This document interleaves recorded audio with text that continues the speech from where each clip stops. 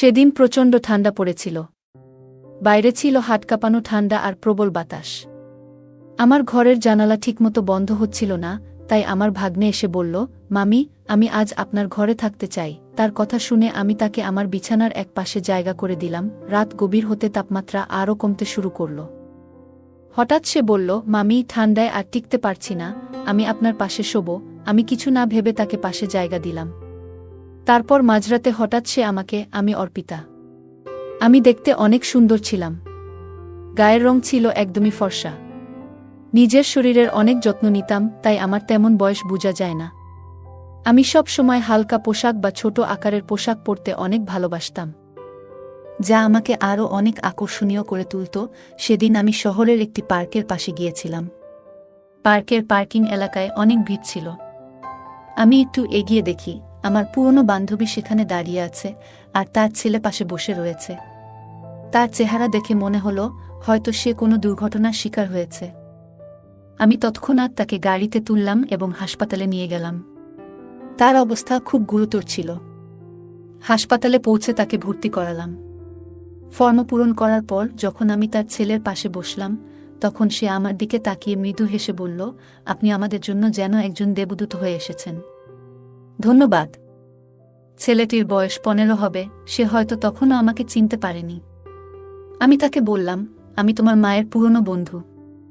আমার এই কথা শুনে সে একটু স্বস্তি পেল।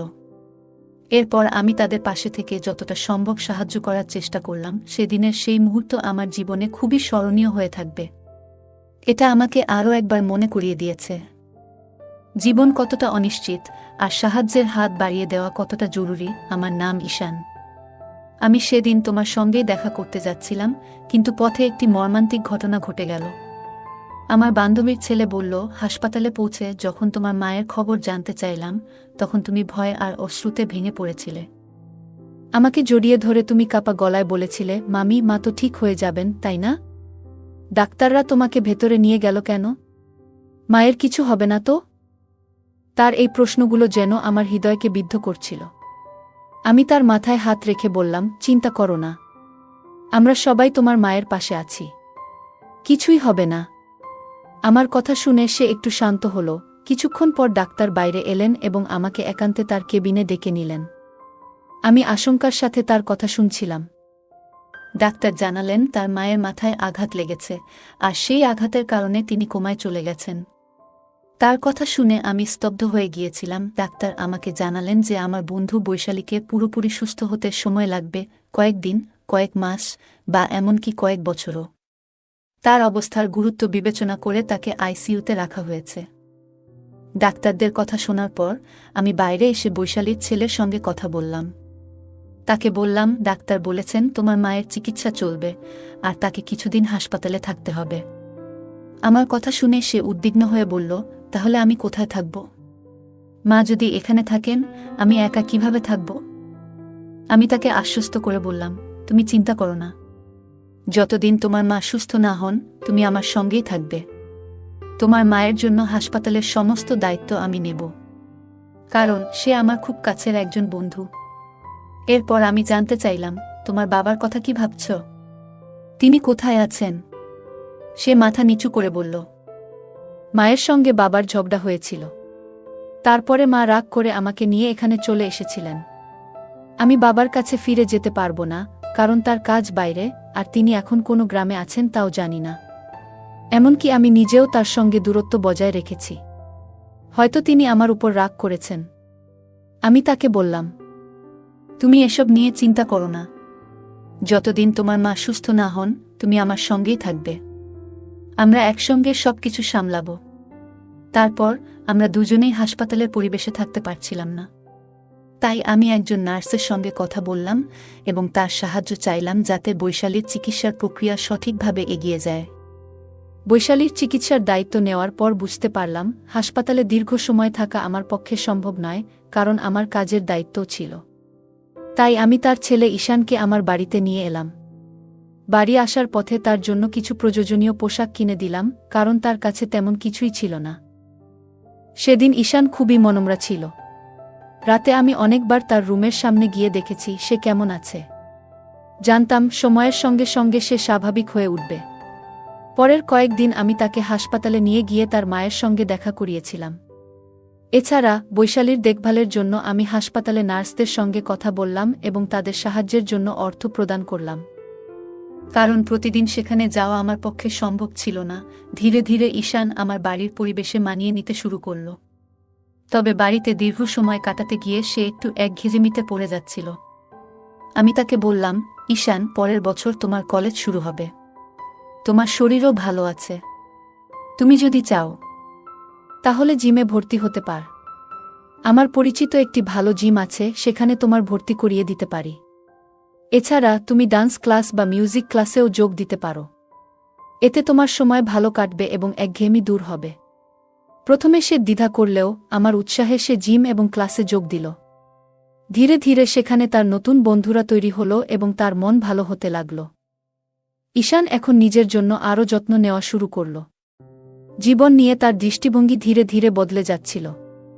আমার মনে হল সে কেবল তার শৈশবের কঠিন সময়গুলো কাটিয়ে উঠছিল এবং তার সামনে একটি নতুন ভবিষ্যৎ অপেক্ষা করছিল। ঈশান ধীরে ধীরে আমার জীবনে একটি গুরুত্বপূর্ণ অংশ হয়ে উঠছিল। সে শুধু আমার কথা শুনে তা নয়, আমার প্রতিটি কাজেও সাহায্য করত। আমি দেখলাম জিমে যাওয়ার জন্য তার শরীরের সঠিক যত্ন নেওয়া খুবই জরুরি। তাই আমি প্রতিদিন তার জন্য পুষ্টিকর খাবারের ব্যবস্থা করতাম। এক রাতে আমি ঈশানের ঘরে দুধ নিয়ে যাচ্ছিলাম। হঠাৎ দরজার সামনে আমার পা পিছলে গেল এবং আমি মেঝেতে পড়ে গেলাম। ঈশান দ্রুত ছুটে এলো। সে আমাকে সাহায্য করে দাঁড় করালো এবং নিজের ঘরে নিয়ে গিয়ে আমাকে বিছানায় শুইয়ে দিল। তার এই সাহসিকতা এবং যত্নশীলতা দেখে আমি অবাক হয়ে গিয়েছিলাম। সে আমার হাত থেকে পড়ে যাওয়া দুধ পরিষ্কার করল এবং তারপর খুব যত্ন সহকারে আমার পায়ে মালিশ করতে শুরু করল। আমি তার দিকে তাকিয়েছিলাম। একটা 15 বছরের ছেলের মধ্যে এতটা পরিপক্কতা আমি কখনো ভাবিনি। আমার বয়স তখন 32। জীবনে এমন একজন মানুষ আগে কখনো দেখিনি যে এতটা যত্নশীল আর দায়িত্বশীল। ঈশান তার বয়সের তুলনায় অনেক বেশি পরিণত ছিল। তার কাজ করার ধরন, তার দায়িত্ববোধ সবকিছুতেই একটা বিশেষত্ব ছিল। পায়ে মালিশ করার সময় আমি মৃদু হেসে বললাম, ঈশান, আমি তো তোকে সবসময় ছোট মনে করতাম, কিন্তু আজ তুই প্রমাণ করলি যে তুই কতটা দায়িত্ববান। তোর এই পরিণত আচরণ আমাকে সত্যিই অবাক করেছে। সেদিন আমি প্রথম বুঝলাম, মানুষের বয়স নয়, তার মন এবং কাজ করার দক্ষতাই তাকে আলাদা করে তোলে।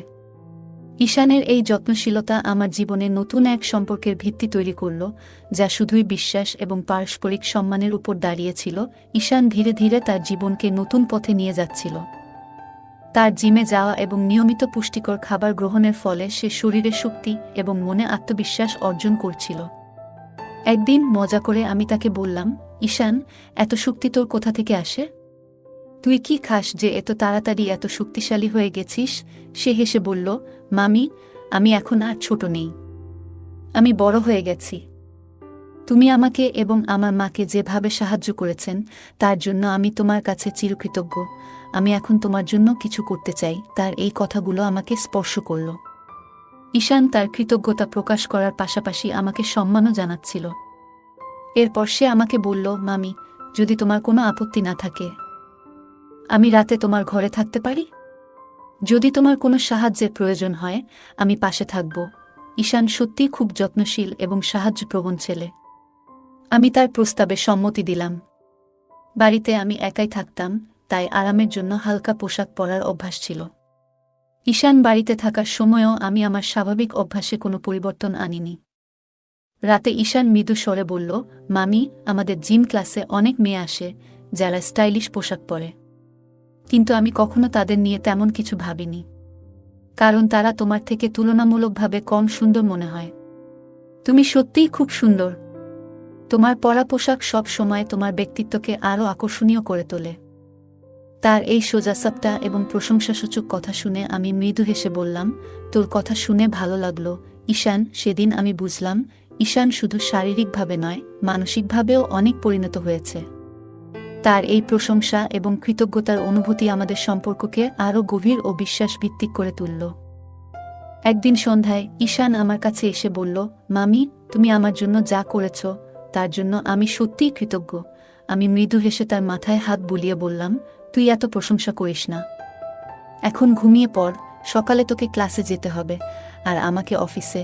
ঈশান মিষ্টি হেসে আমাকে জড়িয়ে ধরে বলল, ধন্যবাদ মামি। তার এই আলিঙ্গনে ছিল গভীর কৃতজ্ঞতা। আমি তার এই অনুভূতিতে মুগ্ধ হলাম, কিন্তু আমার মনে হলো এটা শুধুই তার ভালোবাসা আর যত্নের বহিঃপ্রকাশ। পরের দিন সকালে আমি অফিস যাওয়ার আগে ঈশানকে তার ক্লাসে নামিয়ে দিলাম। সে সকালবেলায় ক্লাসে যেত আর বিকেলে জিমে। দিনগুলো এইভাবেই চলছিল।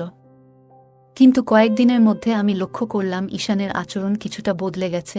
বিকেলে যখন আমি তাকে জিম থেকে আনতে যেতাম, তখন সে তার বন্ধুদের সঙ্গে কথা বলতো, কিন্তু আমাকে দেখার সময় তার চোখে একটু অস্বস্তি লক্ষ্য করতাম। বাড়িতে ফিরেও তাকে কিছুটা উদাসীন ও বিরক্ত মনে হতো। একদিন আমি তাকে জিজ্ঞাসা করলাম, ঈশান, তুই এত চুপচাপ আর বিরক্ত কেন? কিছু হয়েছে? ঈশান একটু দ্বিধা করে বলল, মামি, সত্যি বলতে তুমি আমার এই চুপ থাকার কারণ। যখন তুমি আমাকে জিম থেকে নিতে আসো, আমার বন্ধুরা তোমাকে নিয়ে কথা বলে। তাদের কথা শুনে আমার খারাপ লাগে। আমি অবাক হয়ে বললাম, কেন খারাপ লাগে? ওরা কি বলে? ঈশান বলল, তারা তোমাকে নিয়ে মজা করে। শুধু আমার বন্ধুরা নয়, বড় ছেলেরাও তোমাকে দেখে। তুমি যেমন আসেন তেমনই থাকো। কিন্তু আমি চাই না তোমার দিকে কেউ তীর্যক দৃষ্টিতে তাকাক, কারণ তুমি আমার জীবনের এক বিশেষ মানুষ, আর তোমাকে আমি সেভাবেই দেখি। তার এই কথা শুনে আমি বিস্মিত হলাম। ঈশানের মধ্যে যে একটা দায়িত্ববোধ আর সুরক্ষার অনুভূতি কাজ করছে, তা আমাকে স্পর্শ করল। আমি তার কাঁধে হাত রেখে বললাম, তুই চিন্তা করিস না, আমি যেমন আছি তেমনই থাকব। তবে তুই এমন কোনো কিছুতে বেশি মন দিস না যা তোকে অস্বস্তি দেয়া। সেদিন বুঝলাম, ঈশান শুধু বড় হওয়া নয়, মানসিকভাবে অনেক পরিণত হচ্ছে। তার এই যত্নশীলতা আমাকে তার প্রতি আরও মমত্ববোধে পূর্ণ করল। সেদিন সন্ধ্যায় ঈশান আমার কাছে এসে তার চিন্তাগুলো শেয়ার করছিল। তার মুখে একটা গভীর চিন্তার ছাপ ছিল। আমি তাকে জিজ্ঞাসা করলাম, তুই এত চিন্তিত কেন? ঈশান একটু ইতস্তত করে বলল, মামি, আমি আসলে বলতে চেয়েছিলাম যে তুমি শুধু আমার আপন। তার এই কথায় আমি একটু হেসে বললাম, এটা তো জানি, কিন্তু তুই এত সিরিয়াস হচ্ছিস কেন?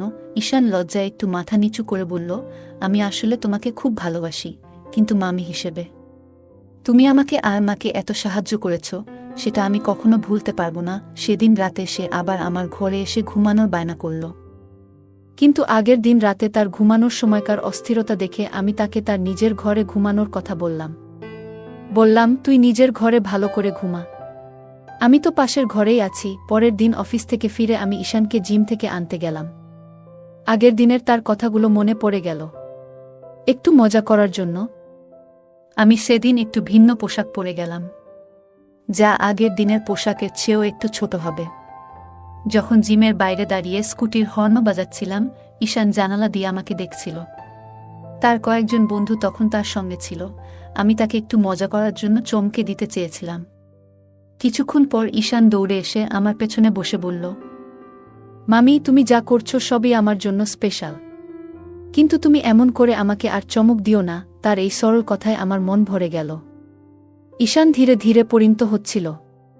তার যত্নশীলতায় আমি প্রতিনিয়ত মুগ্ধ হচ্ছিলাম।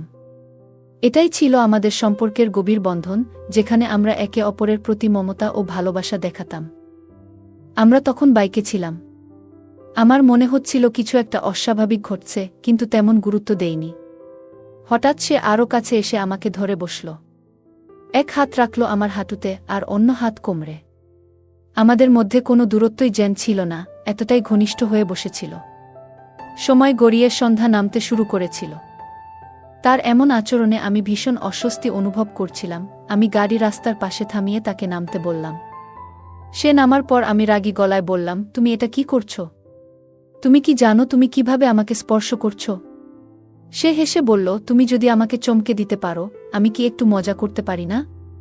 আমি তো আগেই বলেছিলাম যে জিমে এমন ছোট পোশাক পরে আসো না, কিন্তু তুমি ইচ্ছে করেই আমার সামনে আরও ছোট পোশাক পরে এসেছিলে, তাই আমিও মজা করলাম। আমি হতবাক হয়ে গেলাম। ঈশান কেন এমন করল তা বুঝে উঠতে পারছিলাম না। হয়তো সে আমাকে নিয়ে উদ্বিগ্ন ছিল। জিমের অন্য ছেলেরা আমাকে দেখছে বলে তার এই আচরণ। আমি শান্তভাবে বললাম, ঠিক আছে, মাফ করে দিলাম। তবে এরপর যদি তুমি ভালোভাবে বসো, তাহলে আমি তোমাকে বাড়ি পৌঁছে দেব। ঈশান তখন ক্ষমা চেয়ে আমার সঙ্গে বাড়ি যাওয়ার জন্য রাজি হয়ে গেল। বাড়ি ফেরার পথে তার আচরণ স্বাভাবিক ছিল, ঈশানের আচরণ কিছুদিন ধরে একটু বদলে গিয়েছিল।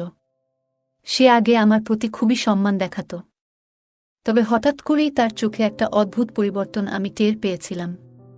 মাঝে মাঝে আমি যখন আমার ঘরে কাজ করছিলাম বা তৈরি হচ্ছিলাম, তখন ঈশান কোনো কারণ ছাড়াই ঘরের আশেপাশে ঘুরে বেড়াত। একদিন রাতে আমি যখন নিজের রুমে তৈরি হচ্ছিলাম, তখন হঠাৎ দরজার দিকে চোখ পড়ল। দেখি ঈশান দরজার পাশ থেকে আমাকে দেখছে। আমি সঙ্গে সঙ্গে জিজ্ঞাসা করলাম, তুমি কি করছো এখানে? তুমি কি আমাকে লুকিয়ে দেখছ? সে হেসে বলল, না না, এমন কিছু নয়। মাঝে মাঝে তোমাকে দেখি, এটাতে দোষ কোথায়? এরপর সে বলল, আমি ছোটবেলায় দেখতাম বাবা যখন মায়ের কাছে আসতেন তখন তাকে ভালোবাসার স্পর্শ দিয়ে চমকে দিতেন। বাবা মায়ের চুলে হাত বুলিয়ে আদর করতেন, এবং সেটা তাদের ভালোবাসার প্রকাশ ছিল। এইসব বলতে বলতে ঈশান আচমকা আমার কাছে এগিয়ে এলো এবং আমার হাত ধরে বলল, তোমার চুল খুব সুন্দর। বাবা মায়ের মতো সম্পর্ক সবাই চায়, তাই না? তার চোখে যেন কিছু অদ্ভুত ভাব ফুটে উঠছিল। আমি চুপচাপ দাঁড়িয়েছিলাম এবং তাকে বললাম, তোমার মাথায় ঠিক কি চলছে? এসব কথা এখনই বন্ধ করো। আমি একটু কড়া সুরে বলার পর ঈশান লজ্জিত মুখে সরে গেল এবং বলল, মাফ করো, আমি হয়তো ভুল করেছি।